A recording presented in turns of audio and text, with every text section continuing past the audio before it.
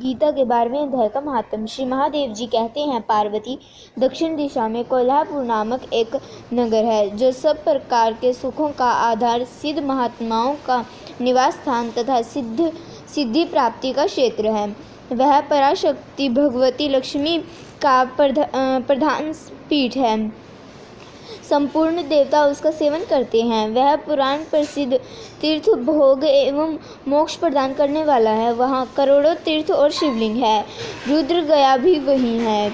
वह विशाल नगर लोगों में बहुत विख्यात है। एक दिन कोई युवक पुरुष उस नगर में आया। वह कहीं का राजकुमार था। उसके शरीर का रंग गोरा, नेत्र सुंदर, ग्रीवा शंख के समान, कंधे मोटे, छाती चौड़ी एवं भुजाएं बड़ी बड़ी थी।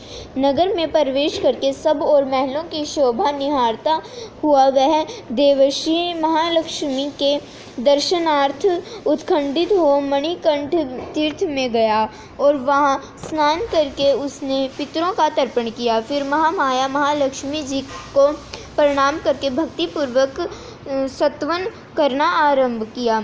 राजकुमार बोला, जिसके हृदय में असीम दया भरी हुई है, जो समस्त कामनाओं को देती तथा अपने कटाक्ष मात्र में सारे जगत की सृष्टि, पालन और संहार करती है, उस जगन्माता महालक्ष्मी की जय हो। जिस शक्ति के सहारे उसी के आदेश के अनुसार परमेश्वर ब्रह्म सृष्टि करते हैं, भगवान अच्युत जगत का पालन करते हैं तथा भगवान रुद्र अखिल विश्व का संहार करते हैं, उस सृष्टि, पालन और संहार की शक्ति से संपन्न भगवती पराशक्ति का मैं भजन करता हूँ। कमले योगी जन तुम्हारे चरण कमलों का चिंतन करते हैं।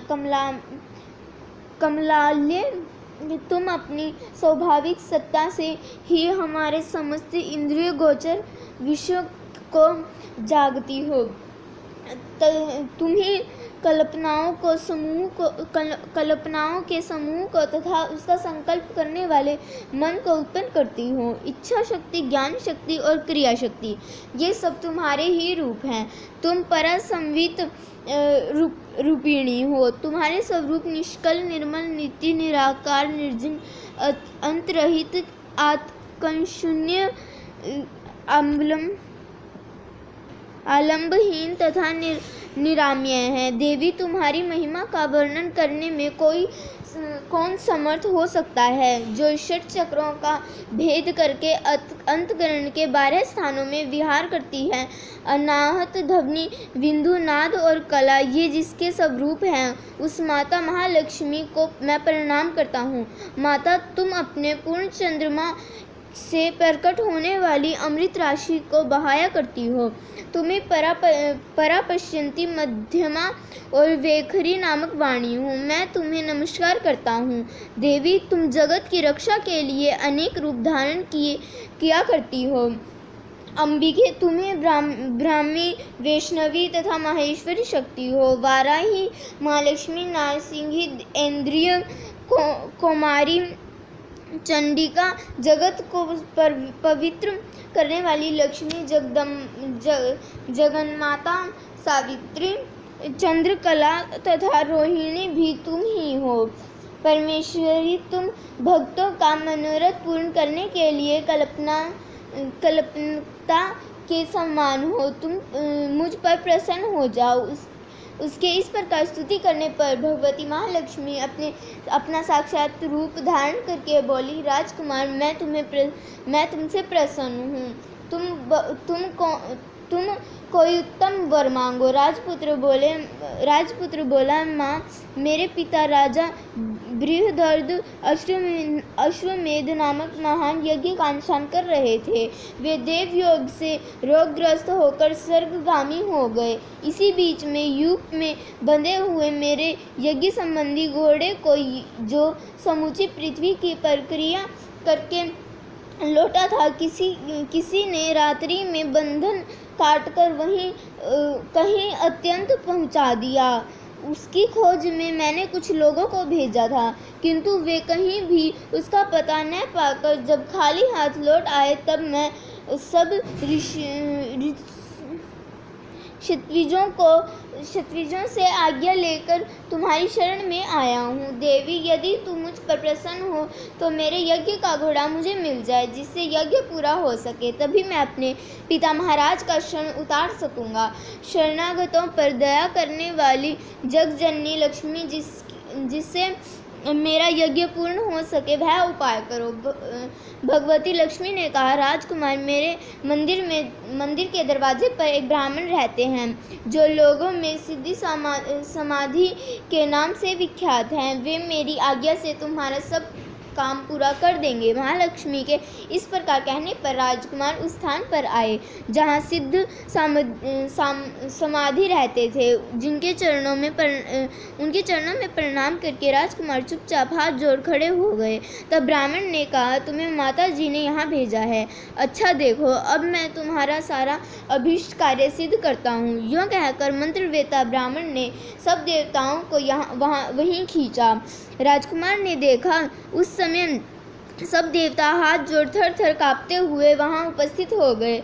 तब उन शिष्ट ब्राह्मणों ने समस्त देवताओं से कहा, देवगण, इस राजकुमार का अश्व जो यज्ञ के लिए निश्चित हो चुका था, रात में देवराज इंद्र ने चुराकर अत्यंत पहुंचा दिया। उसे शीघ्र ले आओ। तब देवताओं ने मुनि के कहने पर यज्ञ का घोड़ा लाकर दे दिया। इसके बाद उन्होंने उन्हें जाने की आज्ञा दी।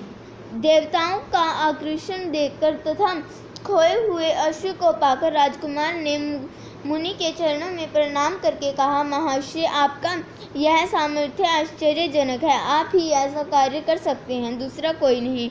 ब्राह्मण, मेरी प्रार्थना सुनिए। मेरे पिता राजा बृहदर्थ अश्वमेध यज्ञ का अनुष्ठान आरंभ करके देवयोग से मृत्यु को प्राप्त हो गए हैं। अभी तक उनका शरीर तपाए हुआ तेल में सूखा मैंने रखा छोड़ा है। साधु श्रेष्ठ, आप उन्हें पुनः जीवित कर दीजिए। यह सुनकर महामुनि ब्राह्मण ने किंचित मुस्कुराकर कहा, चलो, जहाँ यज्ञ मंडप में तुम्हारे पिता मौजूद हैं, चलें। तब सिद्ध समाधि ने राजकुमार के साथ वहां जाकर जल अभिमंत्रित किया और उसे उस शव के मस्तक पर रखा। उसके रखते ही राजा सचेत होकर उठ गए। फिर उन्होंने ब्राह्मण को देखकर पूछा, धर्म स्वरूप, आप कौन हैं? तब राजकुमार ने महाराज से पहले का सारा हाल कह सुनाया। राजा ने अपने को पुनः जीवन दान देने वाले ब्राह्मण को नमस्कार करके पूछा, ब्राह्मण, किस पुण्य से आपको यह अलौकिक शक्ति प्राप्त हुई है? उनके यूँ कहने पर ब्राह्मण ने मधुर वाणी में कहा, राजन, मैं प्रतिदिन आलस्य रहित होकर गीता के 12वें अध्याय का जप करता हूँ। इसी से मुझे यह शक्ति मिली है जिससे तुम्हें जीवन प्राप्त हुआ है। यह सुनकर ब्राह्मण सहित राजा ने उन ब्रह्माशी से गीता के 12वें अध्याय का अध्ययन किया। उसके महात्मा से उन सब की सद्गति हो गई। दूसरे जीव भी उसके पाठ से परम मोक्ष को प्राप्त हो चुके थे। इसी पर हमारे गीता के 12वें अध्याय का महात्म पूरा हुआ। तो सभी बोलो, चाहे कोई भी वीडियो देख रहा हो वो बोलो, राधे राधे राधे राधे।